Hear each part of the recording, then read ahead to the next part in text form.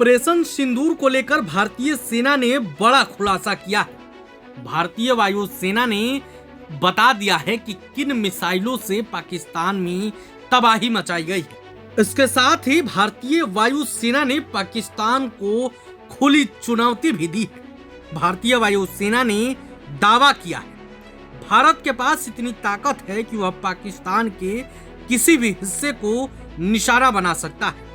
ANI से बातचीत में air defence chief lieutenant general Sumer Ivan ने कहा, चाहे पाकिस्तानी सेना अपना मुख्यालय रावलपिंडी से हटाकर खैबर पख्तूनख्वा तक कहीं और क्यों न ले जाए, वह हमारी रेंज में ही रहेगा।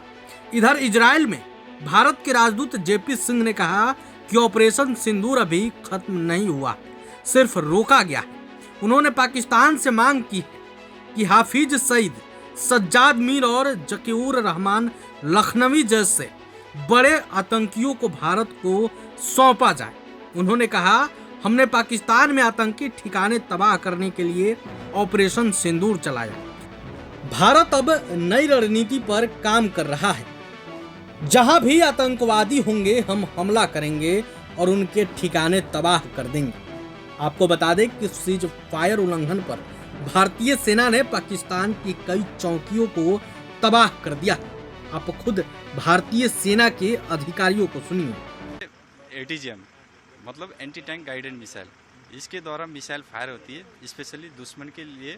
दुश्मन के जो टैंक के बरखिलाफ ये काम करता है। तो क्या और भी चीज़ें उड़ा सकते हैं जैसे बंकर? जी, बंकर। इसके अलावा टैंक के साथ साथ ये बंकर और दुश्मन के पोस्ट को भी बर्बाद कर सकते हैं।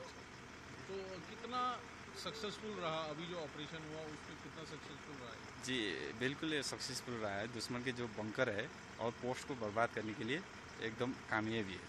तो एकदम सटीक निशाना लगा? जी, इसका हिट प्रोबेबिलिटी है 90 to 95%, इसीलिए इसका मतलब एक्यूरेसी बहुत ज़्यादा है। और ये जैसे गाड़ी पे है, मूवमेंट भी हो सकती है? जी, मूवमेंट करके हम ये दुश्मन के आपने जो फॉरवर्ड जोन में हम ऑपरेट करते हैं इसको, ये उधर फॉरवर्ड जोन में जो मोबाइल दस्ते के रूप में काम करते हैं और दुश्मन के जो टैंक है उसको डिले करता है, डिस्ट्रॉय करता है और डिस्ट्रक्शन करने का काम करता है।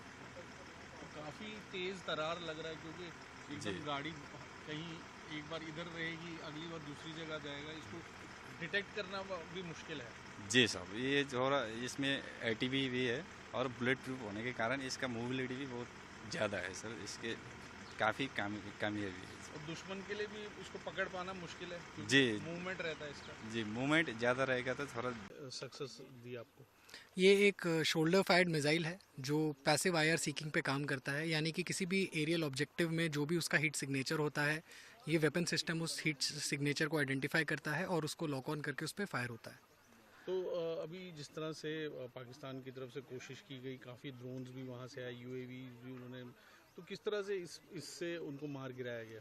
ये वेपन सिस्टम जहाँ पे भी डिप्लॉयड था, इसको समय से अर्ली वार्निंग आकाश तीर कमांड पोस्ट के थ्रू मिली और इसके जो भी फायरर्स थे, इन्होंने जिस भी टाइप का एरियल थ्रेट था, जैसे कि लॉइटरिंग म्यूनिशन जिसका खुद का आईआर सिग्नेचर होता है, उस आईआर सिग्नेचर को पकड़ा और उसको हमारे लाइन ऑफ कंट्रोल के काफ़ी बाहर ही डिस्ट्रॉय कर दिया। तो काफ़ी सारे लॉटरिंग एमुनिशन इसने मार गिरा? हाँ, जिन VAVPs के प्रोटेक्शन के लिए वेपन सिस्टम डिप्लॉय था, उन पे इसने किसी भी लॉटरिंग म्यूनिशन को आने नहीं दिया और सभी को डिस्ट्रॉय कर दिया गया।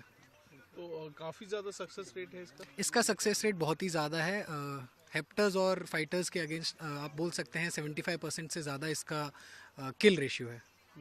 तो ये काफ़ी सक्सेसफुल और पोटेंट वेपन है। और अभी जो ये लॉटरिंग म्यूनिशन था, उसके खिलाफ किस तरह कारगर रहा ये जो भी लॉइटरिंग म्यूनिशंस थे, वो किसी भी टारगेट को एक्वायर करने के लिए उसके लगभग 2 से 2.5 किलोमीटर की रेंज में पहुंच के उसका सर्वे करके उसको लॉक ऑन करते हैं और इतनी रेंज इस सिस्टम के लिए काफ़ी है कि वो उस लॉइटरिंग म्यूनिशन को लॉक ऑन करे और उस पर फायर करके उसको डिस्ट्रॉय करे। तो काफ़ी ज़्यादा इसने नुकसान पहुंचाया पाकिस्तान को? जी, आप कह सकते हैं कि इसकी एफिशिएंसी की वजह से इसने काफ़ी लॉइटरिंग म्यूनिशंस को डिस्ट्रॉय किया है। तो इसका नाम क्या है? ये शोल्डर फायर्ड वेपन सिस्टम है एक। ठीक। प्रभातखबर.com, विश्वास वही, रफ्तार नहीं।